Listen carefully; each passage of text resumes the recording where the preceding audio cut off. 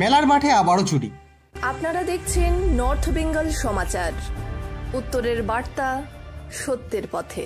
মেলার মাঠে আবারও চুরি।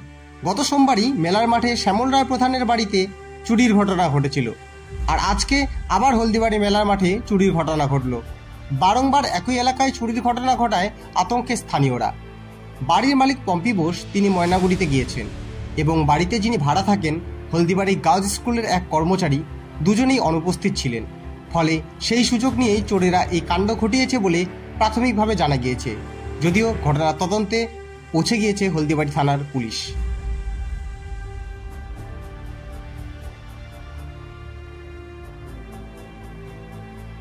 একটু বলুন তো।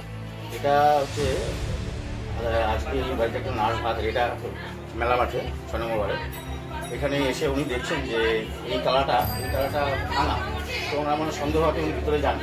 উনি দেখতে পান প্রত্যেকটা তালাই ভাঙা এবং জিনিসপত্র সব ওলট পালট করে রাখা। কিন্তু এই বাড়ি যারা অ্যাকচুয়ালি যারা থাকে তারা তো নেই, অসুস্থ, তাই তারা বাইরে আছে। তাই এখনও পরিষ্কার বোঝা যাচ্ছে না যে কী কী নিয়ে গিয়েছে। ওনারা আসলে বোঝা যাবে। ইতিমধ্যে পুলিশ এসছে, পুলিশ জিজ্ঞাসাবাদ করছে, দেখছে। বাড়ির মালিকের নাম? বাড়ির মালিকের নাম হচ্ছে পম্পি বোস। তারা কি আজকে বাড়িতে ছিল না? না, উনি অসুস্থ থাকার দরুন ময়নাগুড়িতে আসেন। আজকে তারা কারা? আজকে এই বাড়িতে একজন নার্স ভাড়া থাকে, হলদিবাড়ি হসপিটালের নার্স, তিনি 4 দিন ছুটি ছিলেন।